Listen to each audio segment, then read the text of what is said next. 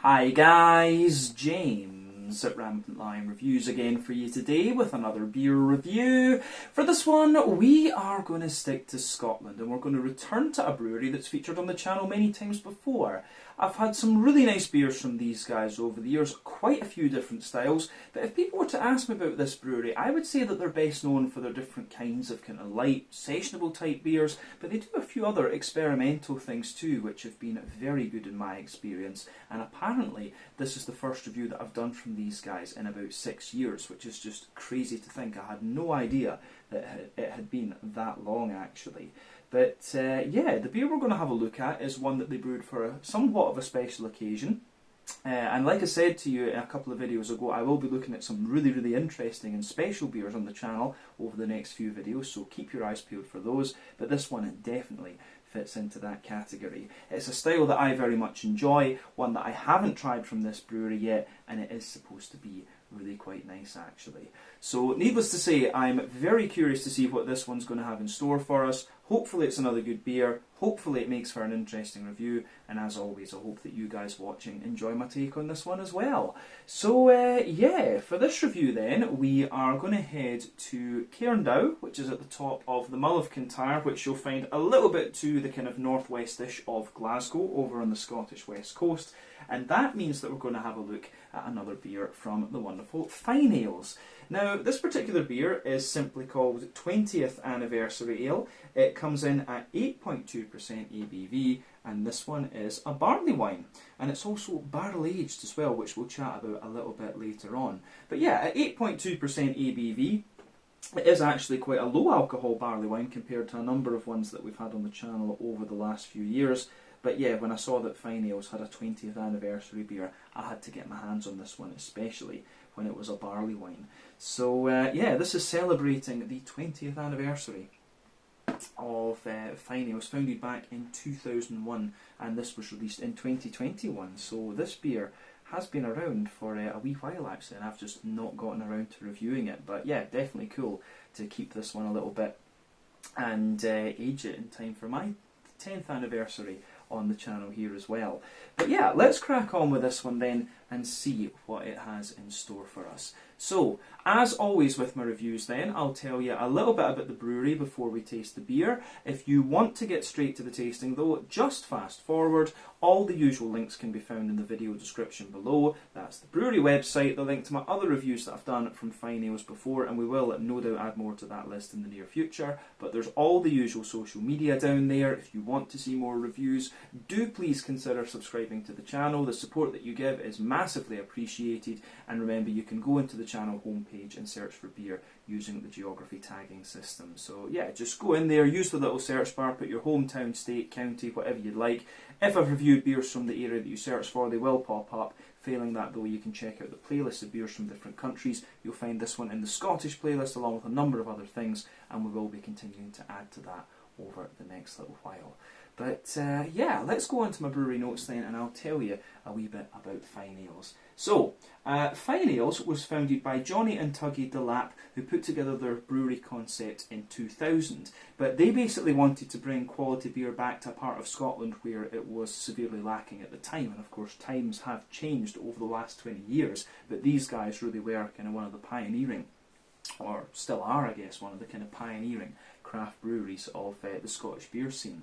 But the brewery itself is located on the Achadunnan estate, which is near Cairndow at the top of the Mull of Kintyre, like I mentioned to you before. But in 2001 they installed their first brew kit, and they had their first brew on St Andrew's Day of that year, and the first beer they produced was the Highlander, which I believe is an 80 shilling if I'm not mistaken.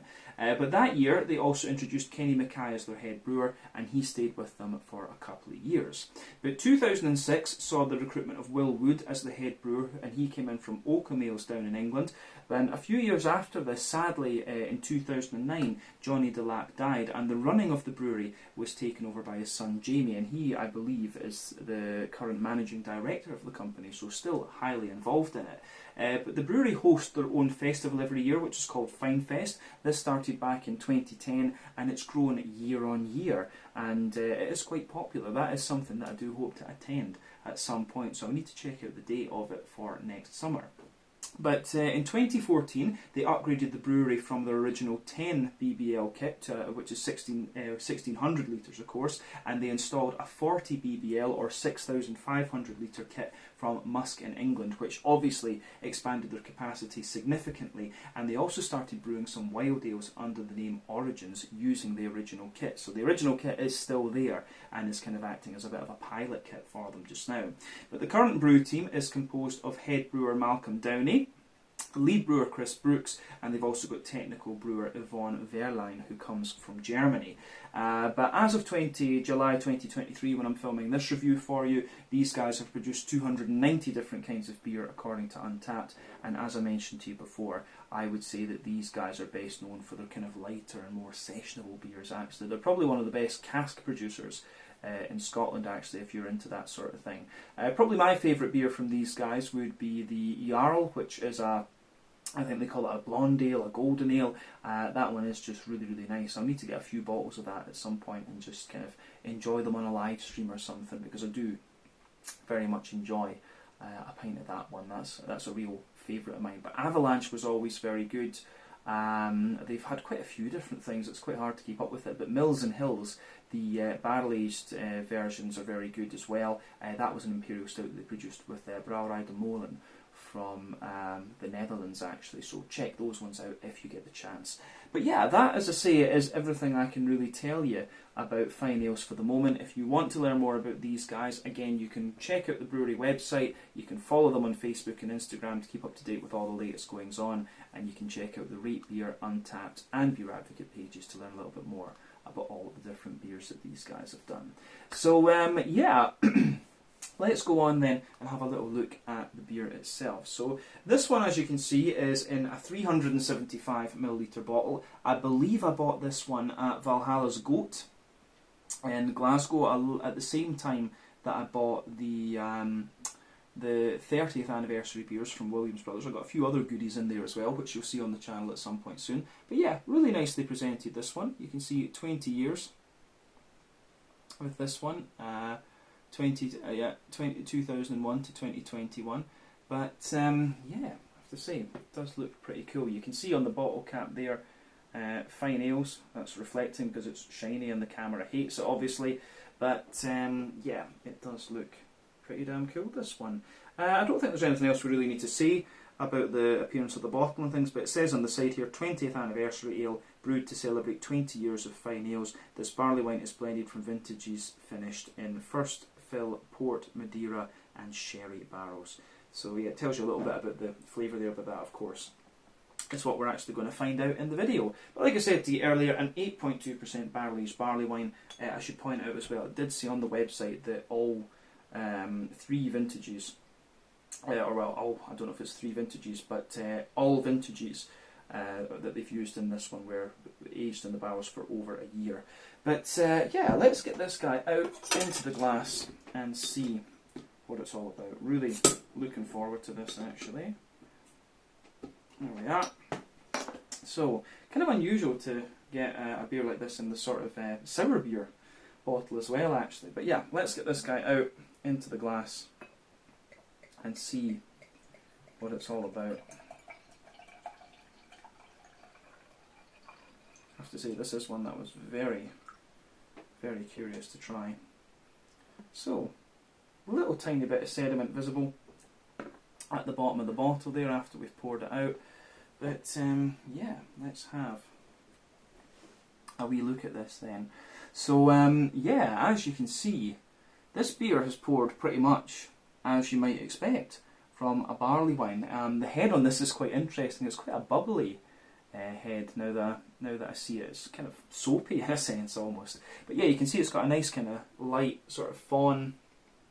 Yeah, a nice kind of light fawn, very light beige coloured head there, and the bubbles are quite bubbly, needless to say. But yeah, it's just giving you that ring and a little bit of a wispy, foamy sort of thing on the top of the surface there. But it looks very, very good. In terms of the colour of this one, if we shine the light through this, it's definitely got a very dark sort of chestnutty kind of Pepsi Max, Coca-Cola Zero kind of colour to it. This one, very dark, sort of chestnutty type colour in there. So remember, the colour of your beer depends on a few things. One, the type of malts that you use. This goes a long way to determining your EBC rating. Two, length of your wort boil is also going to play a role, because the longer you boil the wort, the more the sugars caramelise, and thus you get a darker colour of beer. But any barrel aging you do or adjuncts you put into the beer will affect its colour as well when it comes to barley wines, because these are a more, they are a more kind of brown coloured beer, if you like. That can of course play a role. If you're talking about black beers like imperial porters and stouts and things, it's very, very difficult to alter their colour with barrel aging.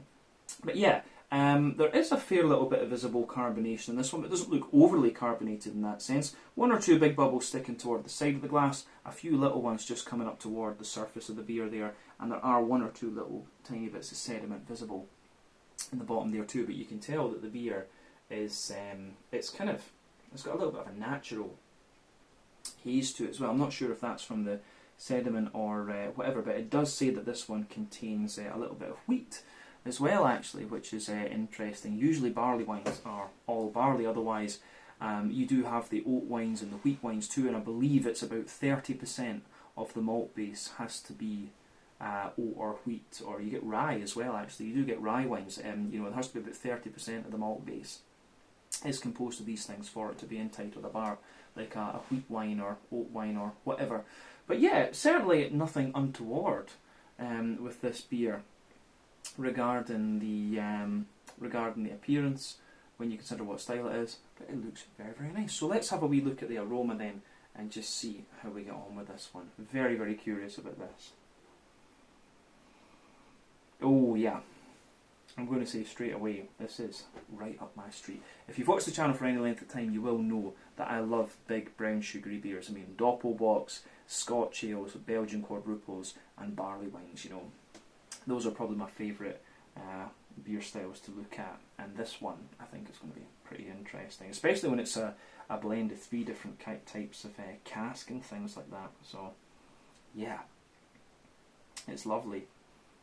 I mean, it gives you everything you'd want from the style. You definitely get quite a lot of the barrel out of this, obviously, and it's quite complex actually within its woody and spirit characters. But yeah, big brown sugars in there, a lot of complexity within those, good little bit of red fruity character, and you've also got a wee bit of a kind of green component coming out of this one too. So yeah, the way that this beer goes together, I think, is really very, very nice. So gets a big thumbs up from me.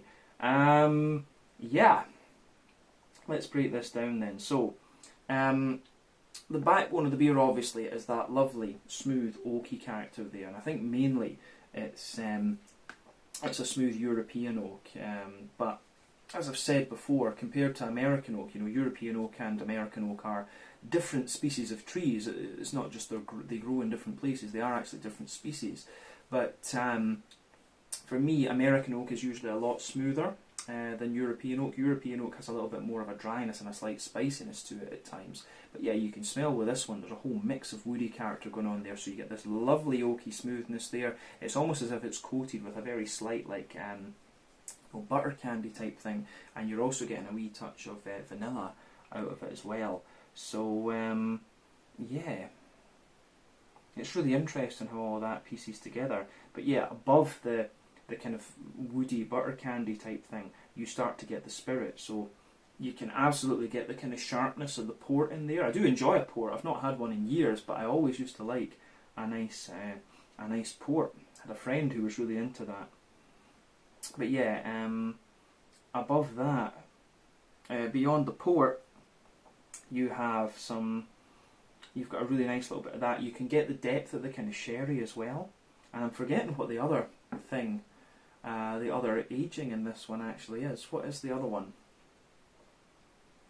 Madeira. Ah, okay, yeah, kind of makes sense. Madeira is something I don't have all that much experience with, but I'm guessing it's going to be the one that's given me more of the kind of drier aspects. But yeah, the spirit that you get in this one and the wine and things, it's very, very fruity. You've got this lovely big kind of spirity, dry, fruity kind of character coming out of this one. Yeah, I can't even remember what alcohol, what ABV Madeira, and I know port's got about 17-18% at times, and I don't know about Madeira, but sherry I think is a little bit more. in ABV content as well. But yeah, I mean, on the spirit level, I'm saying spirit, it probably technically isn't a spirit, but on the barrel, you can smell a lot of this dry fruity character. You know, there's dates, there's prunes, you've got a little bit of raisin and sultana in there. You've got all of these sort of things just kind of infused into the barrel. So yeah, the way that that goes together, I think, is very, very nice. In fact, yeah, I mean, on top of that, you start to get the actual aspects of the barley wine. So for me, there is a little bit of a kind of bread crust in there. There's a sort of rye bready bread crust, which I think is really quite nice. So yeah, the bread crust is there.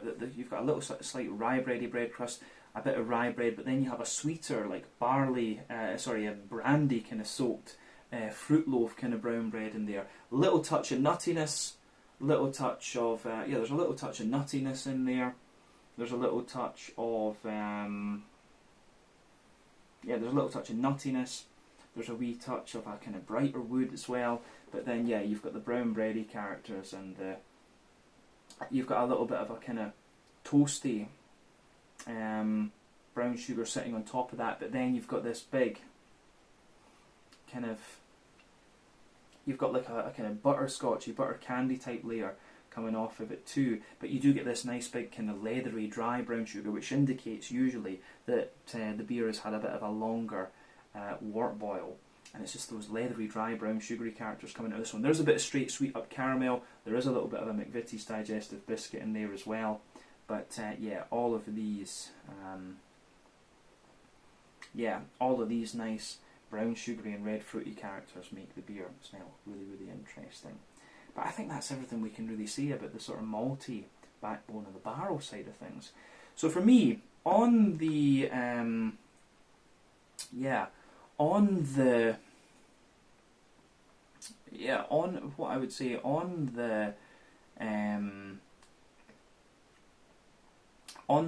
of hoppy side of things, the green component, there's not too much to report there. I mean, barley wines, it depends if they're American barley wines or English barley wines, of course. They can be a little bit hop forward, but at times if you drink them too young. But you know, by and large, these beers are better when you let the hops drop out a little bit. This beer at this point in time is about 2 years old, I would say, and it's also been barrel aged as well, so you have to bear this in mind. A lot of the hoppy character will have dropped out of this one, but you still get little remnants of hoppiness out of this beer. There's a teeny little bit of earthiness and herbal character, a little bit of floral and a wee bit of grassiness. Those are all definitely detectable in the nose, but they're not playing a massive role in the overall aroma of the beer, if we can call it that. But on the fruity side of things, it's quite interesting. I mean, you do get a little bit of a sharp raisin out of this one, and definitely some juicy plum. But the more that you smell this beer, the more that your nose adjusts to it, you start to get the drier fruits out of this one. You've got a little bit of prune, you've got a little bit of kind of date and stuff in there as well, sultanas and things like that too, of course. But then you've got a little bit of oily pear, I think, as well, and a wee bit of like a kind of black currant, I would say, out of this one. It's really a very dry, kind of figgy aroma that kind of dominates in this one, I would say. But the barrel makes it really complex, and you get more and more of the barrel the more that you sit and sniff away at this thing. So as I always say, take a bit of time to just enjoy the aroma of the beer before you get stuck into it. But I think it is about time that we have a taste of this one and see what it's all about. So this one is the 20th anniversary ale, a barley wine at 8.2% ABV, and it's basically a blend of three different vintages of this barley wine that have been aged in Madeira, port, and what's the last one? I've forgotten this already. Sherry casks. That's what I was looking for. So this is going to be nice. Happy 20th anniversary to the guys at Fyne Ales, and I'm sure we'll have more beers from these guys in the future. I want to try some of the Origin series actually. Slàinte, skål, cheers.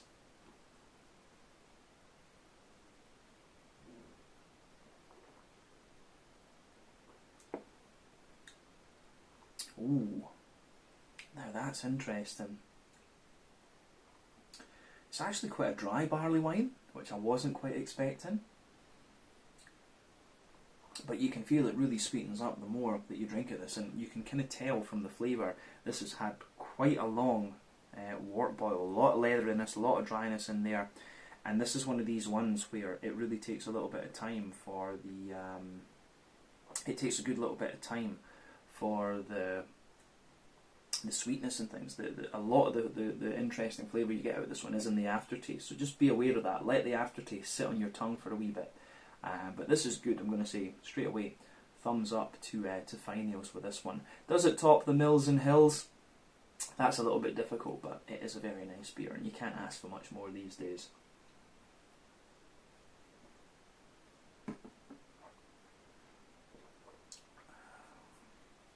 So, yeah, where do we start with this one then? Yeah, so this beer, the way the flavours come out is actually quite different to the. It really is quite different to the aroma, I would say. So, in the middle third of your palate with this one, we start there as we always do. You can feel that lovely, smooth, oaky backbone coming out of the beer. So the way that goes together is really nice. And the wood, as I say, it's further back on that middle third of the palate. You can feel that it's a little bit drier and almost slightly spicy, but it just mellows out and smoothens out the further forward on the palate that you come. So yeah, that's good.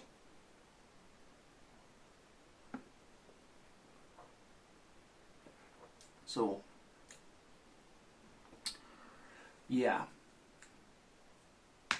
the way this goes together is quite interesting because, yeah, above the wood you start to get the kind of spirit out of this one, but then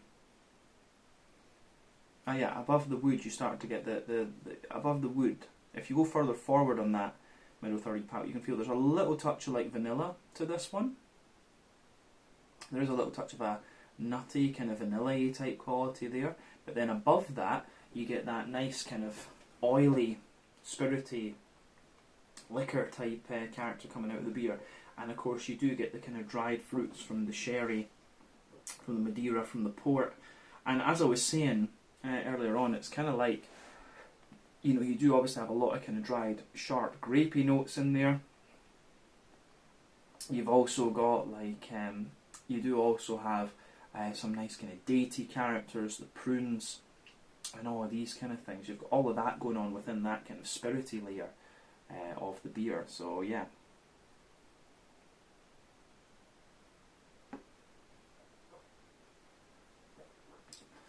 But yeah,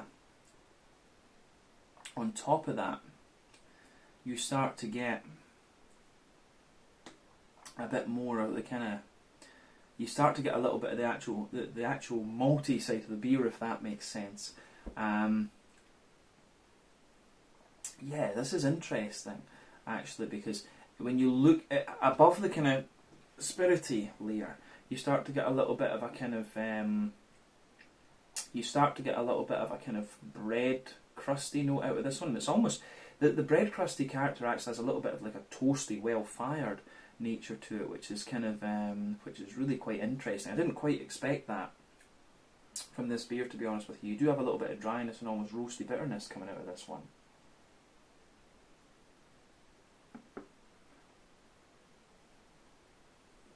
So you can feel that, but then above that you start to get this kind of brandy soaked, rye bready type character coming out of here. So you've got the crust, the kind of rye bready layer, and then you get a more kind of wholemeal brown bready layer, and within that bready note you actually start to get this kind of you start to get this little bit of a nutty kind of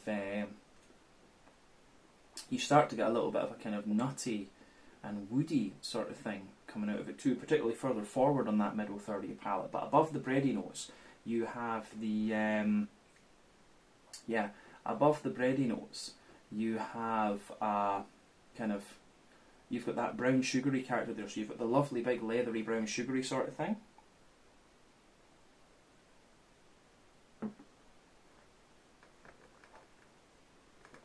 So yeah, you get the leathery brown sugary notes out of this one.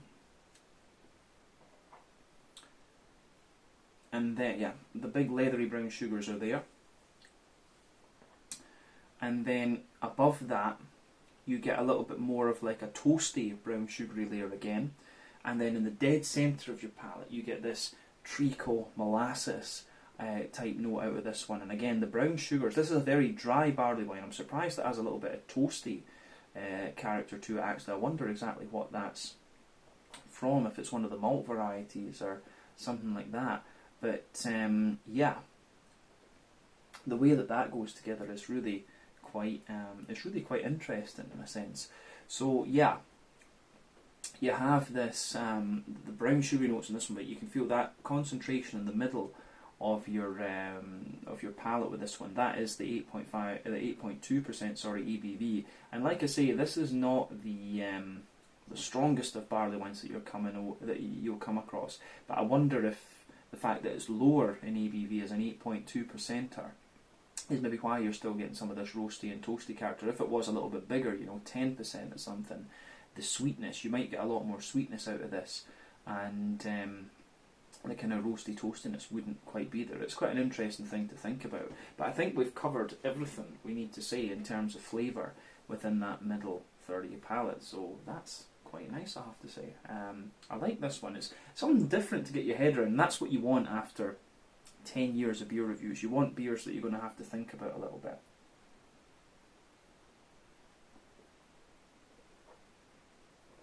So, beyond that, if we go to the back third of the palate then, as I've always said, on the back third of the palate you're going to get similar flavours, they're just going to come out at different intensities. So, and generally speaking, sweeter flavours come out further forward on the palate, and more bitter flavours come out further back. But yeah, on that back third of your palate, you're getting quite similar. In the border region between middle and back third of your palate, you're getting a little bit of bready build up in there. It's kind of like a rye bread and then a sweeter wholemeal kind of brown bread as you go further up. And you've got similar layers in there. You've got the barrel, the wood, which again it feels a little bit drier and almost slightly spicy, as you'll sometimes get from European oak. You've got the spirity layer in there, which feels a little bit, it's like a really dry, almost like caramelised fruit, if you can call it that. You've got the kind of toasty, well-fired bread crust in there, which again feels really quite dry and quite bitter. Then you've got the almost kind of rye bready layer on top of that, which is a little bit lighter and more airy. And then you've got the kind of wholemeal brown bready layer above that, which again is lighter and airy. And some of the really dry, toasty, leathery brown sugary characters coming out of this one are really quite interesting as well. So yeah, it's kind of interesting how that goes together. But above everything else on that back third of the palate, you're getting some of the yeasty character out of the beer. So yeah, for me, the yeasty character in this one's quite unusual.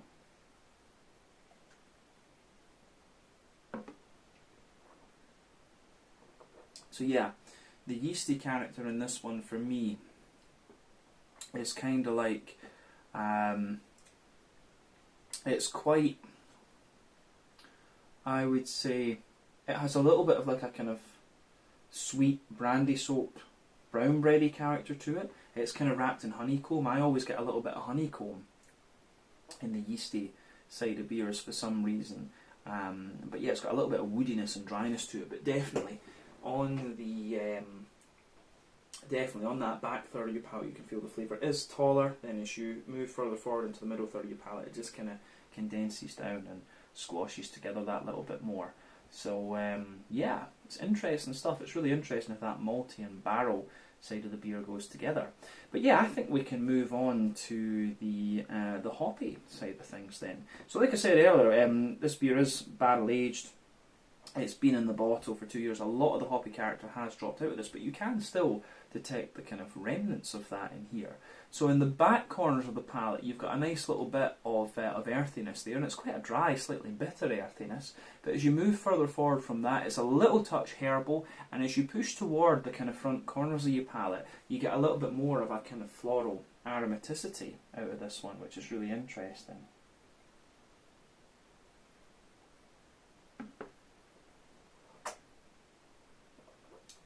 So yeah,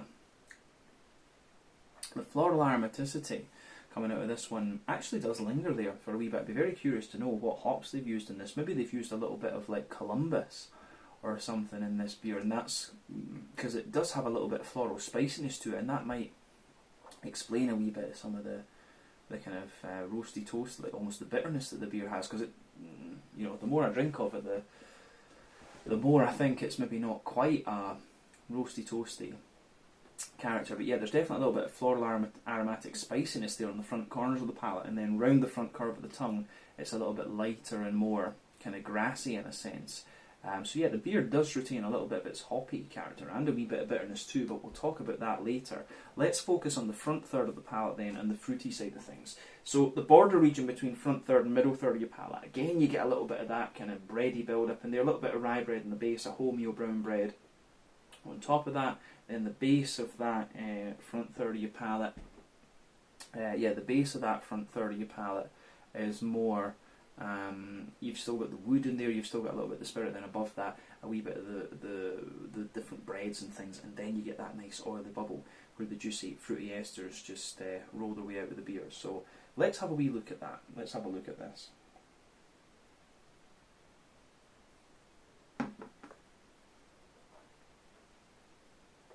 So yeah, the fruity side of the beer in this one, when you take it in, it's got a really nice little bit of, it does have a little bit of a kind of raisiny sharpness to it, but that gives way to a more, if we're talking at the back of that front third of your palate, you've got a little bit of raisiny sharpness in there, a little bit of a juicier plum, but then underneath that you get the prune, you get the prune, you get a bit of date and things like that, and then yeah, as you move further forward, you start to get a little bit of a kind of juicy figgy character as you reach the middle of that front third of your palate. So yeah, it's kind of interesting that, but as you move into the front half of that front third of your palate, you start to get like the blackcurrant underneath and the blackberry notes on top of that.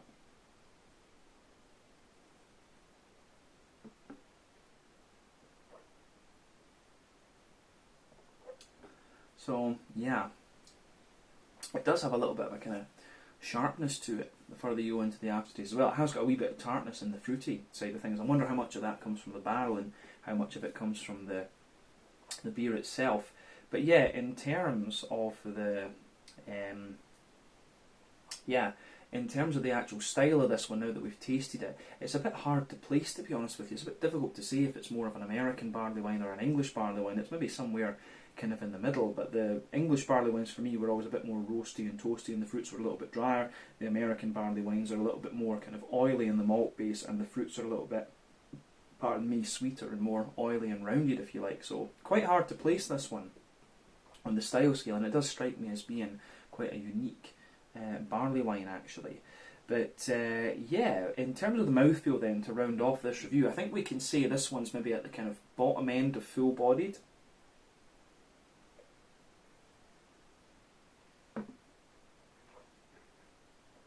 Yeah, bottom end of full bodied for me. The carbonation is really quite smooth. It's got a lovely oily kind of slickness to it. That's definitely fair to say. Lovely oily kind of slickness. And then, yeah, I think in terms of its IBU, it does have a little bit of roasty, toasty bitterness to it. I wouldn't hesitate to say this beer is about 70 or 80 IBUs, which is surprising when it's this age. You've got a bit of that toasty bitterness there, you've also got a bit of dryness in there, and you've also got the kind of hoppy bitterness which is lingering too. So didn't quite expect that from this one. But the malt base, as I say, you've got the dryness from the wood, you've got a little bit of the kind of dry fruity characters there sweetening the beer up, you've got the bready character in the middle, and then you've got the brown sugars which are quite dry and stuff sitting on top of that, and then of course you've got the fruity side of things. And with the fruity side of this beer, you've got a little bit of a sharper side to it, a little bit of the sharper fruits, the more juicy fruits, and the more kind of oily fruity characters coming out of this one as well. But yeah, the way that this beer goes together, I think, is really quite nice. I do like how this beer pieces together actually. Yeah, really interesting one and very different compared to what I've had from Fyne Ales in the past. So yeah, it does actually taste a good little bit different to what I was thinking it would be in the aroma. I thought it would be a little bit more kind of sweet and things than it is, and not quite as dry and have that toasty character to it. But yeah, kind of interesting in that sense. So yeah, as I always say, just take a bit of time, ponder over your beers, and see how you go. But yeah, I think that is about time to round it off with this one then. So yeah, this was the 20th anniversary ale, an 8.2% barley wine from Fyne Ales, just close to Cairndow at the top of the Mullican Tyre over on the west coast of Scotland. So yeah, let's leave it there. Once again, thank you for watching my beer reviews. Until the next time, please like, subscribe, share, all the usual YouTube stuff. Let me know your own thoughts on this beer in the comments section below. Let me know what your favourite beers are from Fyne Ales as well, and we will no doubt return to these guys again at some point in the very near future. But until then, Slàinte, Skål, cheers, and I will catch you guys on the next review. Slàinte, check out my social media, check out Fyne Ales social media, and try some nice beers. Cheers.